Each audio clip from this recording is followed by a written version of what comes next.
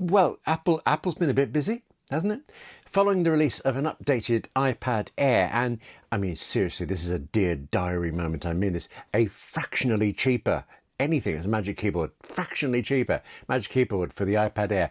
Oh, and also kind of a shrug of an update to the base iPad. I mean, it's good, but yeah, Apple has now brought out a new MacBook Air and a new Mac Studio. So that's a new Mac laptop and a new Mac desktop computer. There's not a lot that is actually new about either of them, but what there is good, and for writers there's kind of a clear choice right away. Kind of. No writer needs a Mac Studio, even if that is the one I want, because everything else I do, you're the same. You don't solely write. I mean, I also do audio editing, video editing, that kind of thing. I want, well, yeah. But between the MacBook Air and the Mac Studio, it's easy. Writers need the MacBook Air. In fact, actually, I'll just say the Mac Studio, the new one, is both so powerful and so expensive. I'm going to lust after one for my office here, but you and we're only going to talk about the new MacBook Air. Well, no, that's not quite true, because the MacBook Air and the Mac Studio are not your only choices, and they're also not your only new choices either, because we did just get a new iPad Air. Hello, I'm William Gallagher, and this is 58 Keys, which, as ever, as always, is for writers like you and me, who use and who write on Macs and iPhones and iPads.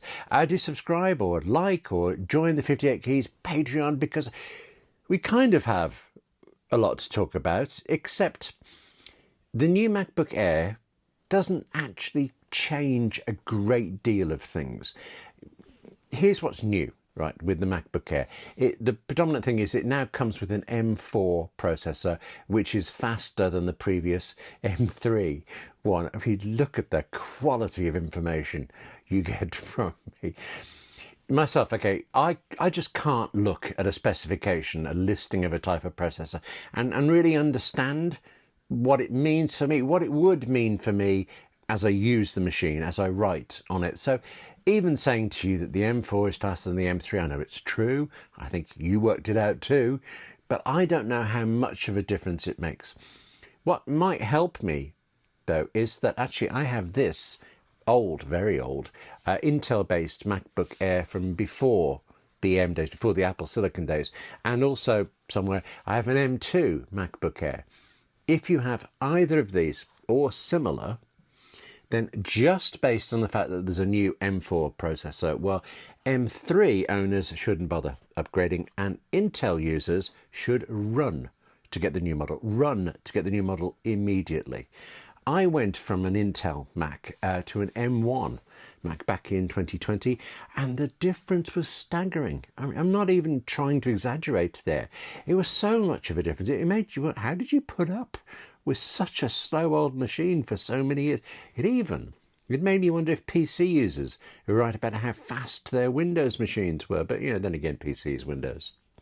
If you did ever gain anything in speed and performance, you kind of lost it all and more, and having to fiddle to make things work. But that's a different story. And now, Apple Silicon, even that first M1, fantastic. I've ignored the M2 and mostly the M3. I got the M3 MacBook Air for a particular project rather than to replace my own main daily machines. And so otherwise, I've ignored both the M2 and the M3, because even though they were each faster than the one before, it didn't appear that they were as gigantically, noticeably, appreciably faster than the M1 had been over the old Intel Macs. But faster is faster, and these things add up. So I have seen that the M3 does feel snappier than the M1, so the M4 has got to be better still. I just don't see how the M4 can be that much better than the M3. So again, if you have an M3 MacBook Air, stick with it. Don't buy the new one. If you have an Intel MacBook Air, go camp outside an Apple store. As I record this, it's not actually in stock yet, but go anyway. The difference is that good. Bring tea, possibly chocolate. And if you're in the middle, if you have an M1 or an M2 MacBook Air, maybe go to that Apple store and try one out when you can. One thing though, small thing-ish, the new M4 processor Well, it might be the big difference between this and last year's MacBook Air, but it isn't quite the only difference. There's also the camera. The front-facing camera, the video conferencing one, it's been improved. It's now an ultra-wide camera, which, I mean, I don't think, does that sound great? You're not going to be carrying around your MacBook Air photographing things with it, but it makes a difference because what it means is the camera on the MacBook Air can also have center stage.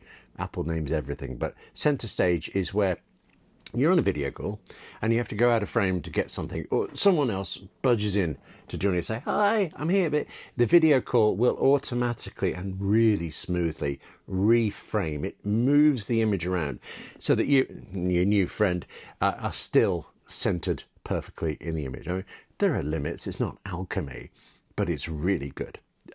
And it also brings you desk view, which I think is alchemy. I mean, seriously?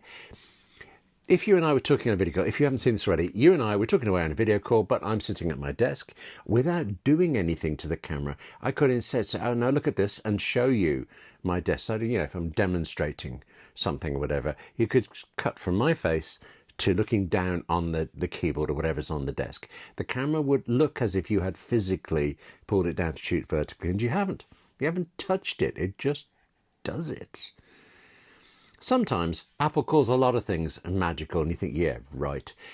But no, yeah, right. So there are reasons to upgrade to the new M4 MacBook Air, but there's upgrading and there's buying for the first time. If you do not have a Mac, then as a writer, the MacBook Air is an exceptionally good choice, but it isn't your only choice. The desktop Mac Mini, for example, that's a serious contender.